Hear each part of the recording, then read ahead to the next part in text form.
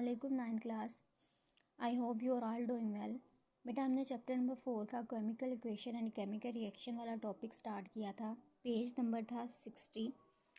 Start पे हमने इसकी डेफिनेशन और एक एग्जांपल के साथ उसको एक्सप्लेन कर दिया था। केमिकल इक्वेशन की डेफिनेशन की थी, रिएक्टेंट एंड प्रोडक्ट्स की डेफिनेशन की थी और साथ में उसका एक एग्जाम्पल एक इक्वेशन के थ्रू मैंने आपको एक्सप्लेन किया था। सेकेंड लेक्चर में हमने इसकी एक्सप्लेनेशन के बारे में किया था कि किस तरह से हम केमिकल इक्वेशन राइट कर सकते हैं। बेटा जो नेक्स्ट है आपका टॉपिक वो है सेकेंड एग्जांपल के थ्रू उन्होंने बताया है। एक एग्जांपल हमने एक्सप्लेन की थी, अब थोड़ा सा उन्होंने इसको as a long point of view से कि अगर आपको लॉन्ग क्वेश्चन आता है तो आप इसको किस तरह से एक्सप्लेन करोगे, उसको एक और एग्जाम्पल के थ्रू करवाया गया है। यहाँ से एग्जाम्पल स्टार्ट होती हैं। The following equation has been written keeping in view all the points mentioned above. उसने कहा है ये जो नीचे इक्वेशन दी हुई है इसको तमाम उन पॉइंट्स के मुताबिक लिखा है, इन अकॉर्डिंग उन पॉइंट्स के लिखा है कि जो हमने ये 5 पॉइंट रीड किए थे, इनको अच्छे से उन्होंने एक्सप्लेन किया है। बेटा फर्स्ट पॉइंट था वो law of conservation of mass के मुतालिक था, जिसमें हमने बताया हुआ था कि जो भी एटम होते हैं, जो भी केमिकल इक्वेशन होती है, रिएक्शन होता है, उसमें एटम ना ही डिस्ट्रॉयड होते हैं बल्कि वो एक फॉर्म से दूसरी फॉर्म में कन्वर्ट हो जाते हैं।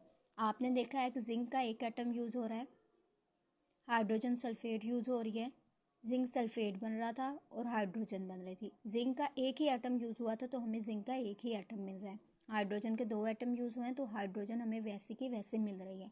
सल्फेट एस सल्फ़र का एक यूज़ हुआ है, ऑक्सीजन के 4 हुए हैं, हमें उसी तरह से मिल रहे हैं। सेकंड पॉइंट ऑफ व्यू ये था कि हमने एलिमेंट्स के और कंपाउंड के फार्मूला को करेक्ट लिखना है, रॉन्ग नहीं करना। बेटा जिंक के लिए सिंबल Zn होती है, हाइड्रोजन यानी कि सल्फ्यूरिक एसिड के लिए H2SO4 फार्मूला होता है। तो आपने मिस्टेक इसको गलत नहीं करनी कि आप H3 लिख लो, SO4 की जगह पे H3SO2 लिख लो या H4SO2 लिख लो। इस तरह से इसका फार्मूला ओनली H2SO4 ही होता है, तो आपने इसको करेक्ट अच्छे से लिखना है, याद करना है। नेक्स्ट है जिंक सल्फेट बना है तो इसका फार्मूला है ZnSO4 है एंड हाइड्रोजन का H2 है। उसके बाद बेटा हमने पढ़ा था कि इनमें मोल रेशियो राइट की जाती है। बेटा यहाँ पे जिंक का एक ही एटम यूज़ हुआ है, सल्फ्यूरिक एसिड का एक ही मॉलिक्यूल यूज़ हुआ है, जिंक सल्फेट का भी एक मॉलिक्यूल मिला है और हाइड्रोजन का भी एक ही मॉलिक्यूल है, तो इसकी मोल रेशियो करेक्ट लिखनी है।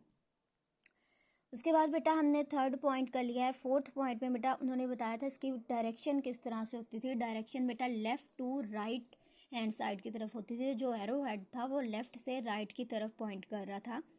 नेक्स्ट बेटा लास्ट पॉइंट में फिफ्थ में उन्होंने बताया था कि आपने हर रिएक्शन के साथ उसके फिजिकल स्टेट, हर एलिमेंट, हर कंपाउंड जो भी है यूज़ हुई है उसके साथ आपने उसकी फिजिकल स्टेट राइट करनी है।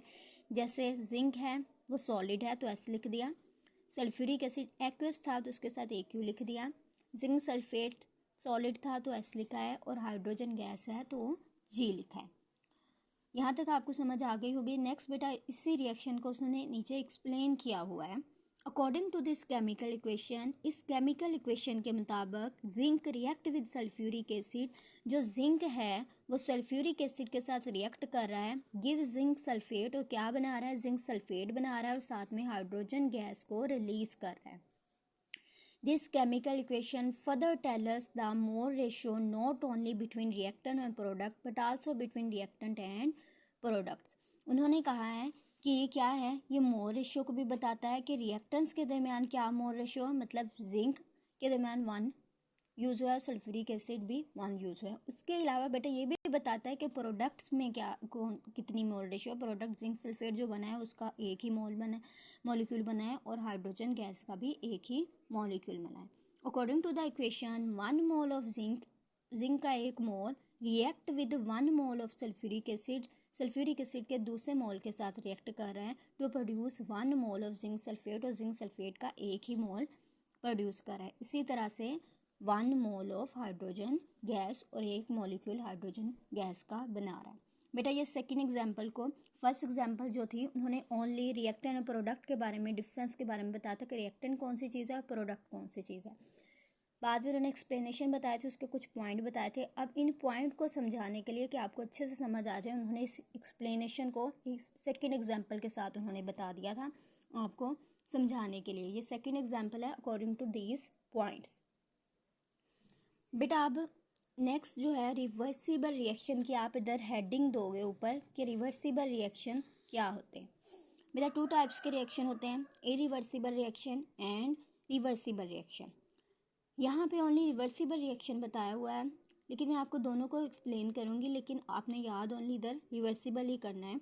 रिवर्सिबल रिएक्शन वो रिएक्शन होता है बेटा जो दोनों डायरेक्शन की तरफ हो सकता है, मतलब ये जो रिएक्टेंट है वो रिएक्ट करके प्रोडक्ट भी बना सकते हैं एंड प्रोडक्ट की बैक ब्रेक डाउन भी हो सकती है, और ब्रेक डाउन होने के बाद वो दोबारा से क्या बना सकते हैं, रिएक्टेंट बना सकते हैं।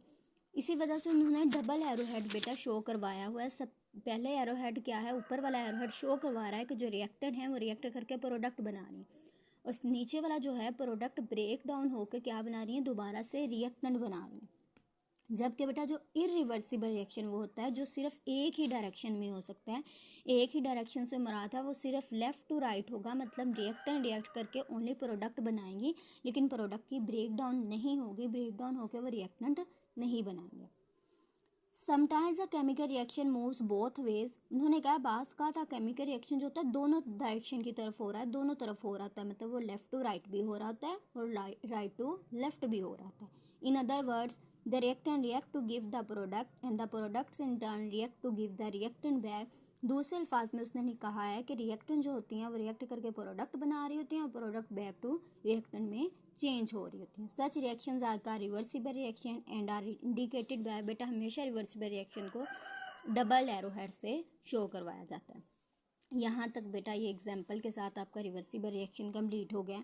अगर आपको शॉर्ट क्वेश्चन में आता है define reversible reaction and give example, तो आप ये वाली डेफिनेशन लिखोगे, यहाँ तक साथ में एग्जाम्पल राइट कर दोगे, ये आपका शॉर्ट क्वेश्चन कंप्लीट हो जाएगा।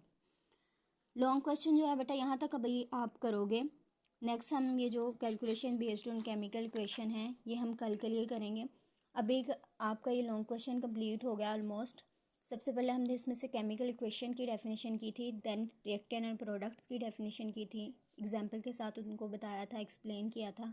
नेक्स्ट इंपॉर्टेंट पॉइंट हमने पढ़े थे, केमिकल इक्वेशन को राइट करने का मेथड पढ़ा था, और इस मेथड को उन्होंने एक्सप्लेन किया था with the help of second example zinc और सल्फ्यूरिक एसिड वाले एग्जाम्पल। नेक्स्ट बेटा उन्होंने केमिकल रिएक्शंस के बारे में बताया था, रिवर्सिबल रिएक्शंस क्या होते हैं उसकी डेफिनेशन है। आई होप कि आपको समझ आ गई होगी। बेटा आपने उसको अच्छे से याद करना है, उसको समझना है। अगर फिर भी आपको समझ नहीं आए तो आप क्वेश्चन कर सकते हैं, आप पूछ सकते हैं। यहाँ तक आपका काम है, इसको आप अच्छे से करोगे। Thank you.